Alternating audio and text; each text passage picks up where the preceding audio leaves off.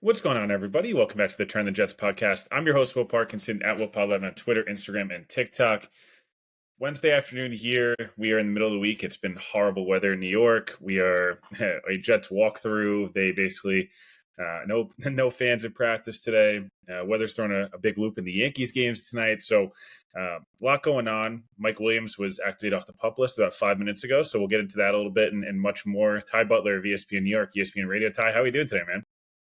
Doing great, man. And by the way, shout out to you, Will. Last night you were in my DM sending me some statistics. You saw the Giant fans coming at me because all I did was pose a question, man.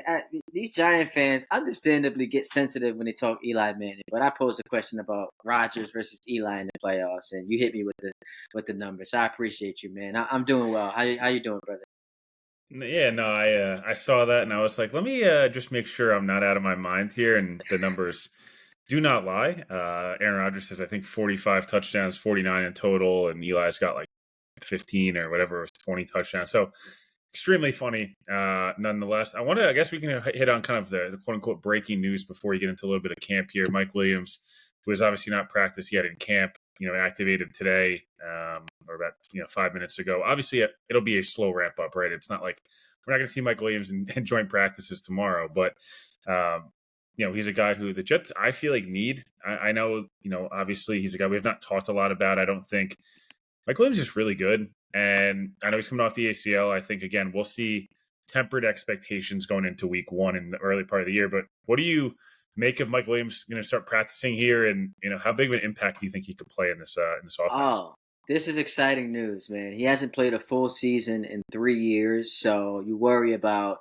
how that's going to affect him with this group because, like, he's not just coming into a spot where, low maintenance. Nah, you're expected to be something pretty special because outside of Garrett Wilson, the Jets don't have a legitimate number two option. We know what happened with Alan Lazard last year, and maybe he could, go back to being what he was in Green Bay now that Aaron's healthy. But I think it's really important to see this guy functional in this offense and be a big player because the Jets just don't have anyone that you can consistently rely on. That's a wide receiver, right? Like you still got Conklin, you still got the tight ends, but as far as like the wide receiver core, Malachi Cooley's a rookie. Brees Hall coming out the backfield, but he's still a running back. You need Mike Williams to have a big season in order for this Jet offense to hit prosperity. Yeah, look, I think with Williams out, you've seen throughout camp a lot of Alan Lazard targets, a lot of Malik Taylor, a lot of Xavier Gibson, guys who again could contribute in spurts. And I think you hope that Brownlee can take Lazard's role next year, and you get that money off the books and you put it towards Sauce or Garrett Wilson, et cetera. But overall, throughout camp, right, we're about almost 2 full weeks in. Tomorrow, the Jets have joint practices, which we'll get into in a moment, but what have your kind of big takeaways, I guess, just been from his? Are you kind of fully bought in? Are you like ready to roll here, or are you tempered expectations and the training camp clips aren't swaying you yet? Yeah, listen, it's hard when you see, Connor Hughes and Rich Cimini and all the guys who cover the Jets, and they're like, wow, Aaron is slinging it. Like, because, and, part of it feels like we're recycling the same conversations from last offseason, but it's been such a long time since you had competency at quarterback. So when you feel like you have one of the best ever to do it, tempering your expectations is easier said than done. But as far as like my biggest takeaways, just him being in sync, the fact that they're more buttoned up this year. Last year it was like Aaron's walking around as like a god. A lot of these people admired him. Hard knocks in the cameras. There was a lot of pomp and circumstance. This year it sounds a little bit like they're more serious. So that's been one of my biggest takeaways. But it's hard to not focus on some of the negatives, right? Like the snap issues with Titman. That's a big story because we're Jet fans, right? Like we can envision big drive to win the game, 3rd and 4, snap goes over Aaron's head. Like that's not something that sounds out of the norm. And then obviously Hassan Reddick, when the hell is he going to show up? That's like dominating the storylines. But as far as like training camp's concerned, those are like the three main takeaways. And I should mention this too on to get to a last positive.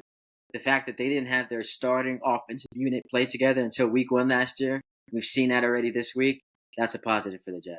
Yeah, 100%. And I think yesterday was a little bit of maybe quite a little bit overblown concern. Tyron Smith was only doing individual drills and stuff like that. He's working his way back. I frankly don't need to see Tyron Smith play or practice at all until week 1. He's walking into the Hall of Fame if he retired right now. He's was an All Pro last year. Like, I'm good. He barely practiced in Dallas, so not a bad thing there. In terms of Rodgers, obviously you do talk radio in New York. You understand the difference in opinions and everything like that with Rodgers. I mean, I think he looks just as good. I mean, look again. Obviously, he doesn't move to the same extent. Rodgers was a really good runner of the football back in the day, so he doesn't maybe move to that extent now. But like, he can still make plays, and obviously the arm's as good as possible. I would say a lot of people you kind of work with and hear on the radio, hey, Rodgers isn't going to be healthy this year. That's why I'm not going to buy stock in the Jets, stuff like that. How important do you think a guy like Tyrod Taylor is going to be, and would you play Tyrod Taylor in the preseason? Because I don't know how much I'd really play him, knowing he's kind of injury prone himself, and the Yeah, Jets might need Tyrod Taylor at some point this year. I don't know if I'm playing him too much. What is there to learn about Tyrod? He's one of the best backups in the league, and as you mentioned, he's also got a rich injury history. So the last thing you want to do is put yourself in harm's way as far as that's concerned. But look, it's crazy, man. It's gonna be hard to convince a lot of the naysayers that this is a Jet team to believe in. Why? Because when have we ever seen it? 13 years removed from their last playoff appearance. Rodgers is 41, coming off a torn Achilles, and the last time we saw him look great was 3 years ago. Because he didn't play last year. He wasn't great in Green Bay in his final year, and the year before that, he obviously won the MVP. That's the last time we saw it. So, Robert Saleh has not established himself as a great head coach. I would say that he hasn't been given quarterback room to be successful. So maybe you look at 7-10 as an overachievement. But there's a segment of the Jet fan that is thirsting for more, I guess, media acceptance that you're just not going to get until they see the results, which you have to understand because Yeah, they don't get the benefit of the doubt. You're the same old Jets until you're no longer the same old Jets, right? You got to prove it. You're not going to yeah. get Bengals or Chiefs or Ravens treatment because you haven't established yourself as that type of an organization. So I mean, week one's going to be right around the corner. So that this for the second straight year, they've got a chance to make a statement on Monday Night Football to open the season before the schedule Yeah. gets a little bit easier. The Bengals got Bengals treatment until 3 years ago, and that's why they don't anymore. In terms of kind of the defensive side of the football, I think you mentioned this on Reddick, and obviously nothing has changed since I recorded on Saturday or Sunday. Like, it's the same old. He's gotten fined an extra another $150,000 at this point. I still put the panic date at August 12th, and I don't put it again. I've referenced this a few times. I don't put it as the panic date in terms of will he play for the Jets or will he not be a good player? Like, nothing to do with that. It's more of that would give him a full month of camp practices to get his body in shape, get himself ready to go, acclimate with his teammates, the scheme, etc. Because the Jets will need him this year a lot. And week 1, obviously, regardless of Brandon Ayuk getting likely traded today or tomorrow, or whether Christian McCaffrey is fully healthy at week 1, who knows? That's not the point. The point is they're going to need him. And what do you make of the Reddick situation in general, A? And B, how much better does he make this defense? Because I think it's a really good defense without Reddick. I think to be that elite level, they're going to need a pass rusher like Reddick. Oh man, listen, you're also coming off of a year where you saw Bryce Huff wreak havoc, and that guy is going to be sorely missed until you see Reddick and you say, okay, he is someone who's worthy of replacing him. 50 and a half sacks the last 4 seasons for Reddick. It's fourth in all of NFL. So this dude is going to be someone who is an integral part of that defense. And I think it takes them from being a really good defensive unit to an elite defense where they can be top 5. That's going to put them in best position to win football games. What do I make of the situation? Look, whoever's fault it was that they didn't get the deal done at first doesn't matter anymore. You got to get this deal done because Joe Douglas is on the hot seat. I read a story. Rich Samiti in his stories today said something about Douglas is known to be conservative when it comes to veterans. Man, damn all the being conservative because your job's on the line. Robert Saleh, his job's on the line. Aaron Rodgers, for all intents and purposes, his job on the line. This is a gotta have it season. And Will, you've been a Jet fan for a long time. When's the last time they've had this much pressure on them? like to win. This is the most pressure they've had to win since maybe You could 20. not be more all in than the Jets are Yeah, this year. since maybe 2010, coming off the conference title game appearance. Then you add LaDainian Tomlinson. Like this is an all-in season. So I understand trying to be fiscally responsible. I understand maybe you got some pressure from Woody Johnson. Doesn't want to give out a big contract to a veteran player when you've got Sauce and Garrett and Brees going to be up for deals soon. Jermaine Johnson, but you need your best players on the field. And if you don't, you're starting at a deficit, which is why low key, man, if you listen to Saleh, he sounds pretty pissed off. Like he's doing it well. He's doing a good job concealing it, but he's a defensive coach. He needs his players out there, and he Yeah. knows like my job's on the line, man. Get this done, Joe Douglas. Get this done. Yeah. Yeah. It's the Jets organization as a whole at some point is probably going to have to cave. And, at the end of the day, like, I get it. You want to hold the line. You want to make sure that people are reporting and you thought he lied to you and that there's reports on stuff. That's all great. And like, I get it. I'm not absolving it. I'm just saying like, it doesn't matter. He has no relationship with the Jets. He's a South Jersey guy who went to Temple, was playing for the Eagles. Like, you don't think he would have wanted to stay and play for the Eagles and win the Super Bowl there? Like, in his best years there. So, couple quick things here. What's your expectation level, I guess, in terms of like what's a successful season for the Jets this year? Because I'm sure you've talked about it a lot on radio, and I know it's a debate back and forth. And for Michael and Peter and Don talk about it, you've heard everyone across the station. What's the expectations? I've said it a million times. I think divisional round or further is a successful season. Again, there's context to everything, but where you land, like, is it Super Bowl or bust for you? Is it just the playoffs? Like, what's getting Robert Saleh extended and Joe Douglas and Ty Butler is like, damn, I'm heartbroken they lost or they won, whatever. But like, it was still a good year. So we got to remember the context is that this is year two. It feels like year one because we didn't get to see it last year, but this is year two of this project, this Hail Mary, if you will. I think it's got to be conference championship, man. And it sounds crazy because you've got Chiefs, reigning champs. You've got the Ravens, who were there last year. You've got the Bengals with Burrow coming back. You've got Josh Allen in your division, also with the Dolphins. Pittsburgh, if they end up with Ayuk, that could be a dangerous team. All of a sudden, Harbaugh with the Chargers sounds like, they could be a contender. So I understand it's tough, but man, it's hard for me to come away from this season feeling like if it was a success if they lose anything short of a championship weekend because you're fully invested, like you're in. So look, Yeah.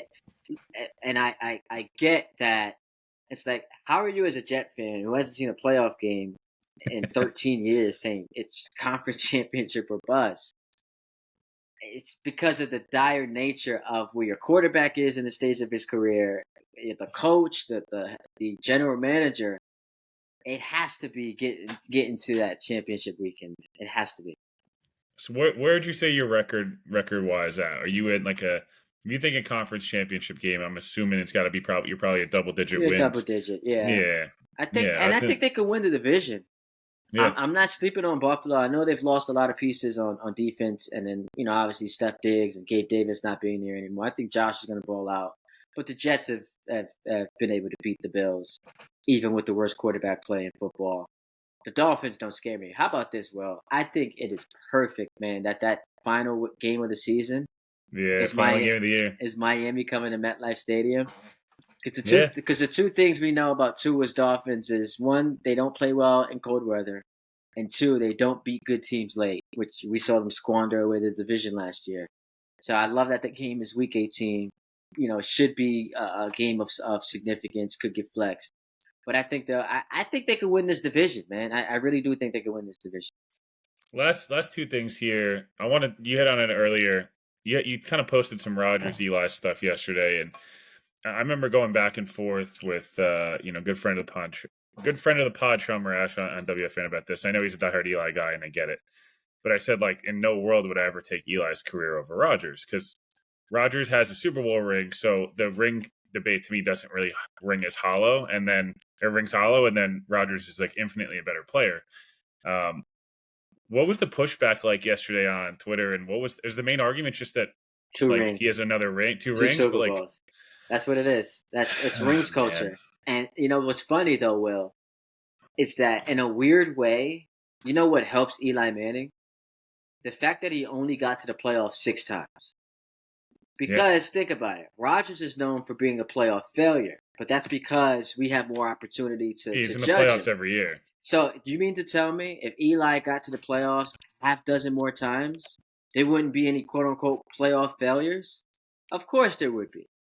But because he only got there 6 times, we just remember the 2 long Super Bowl runs.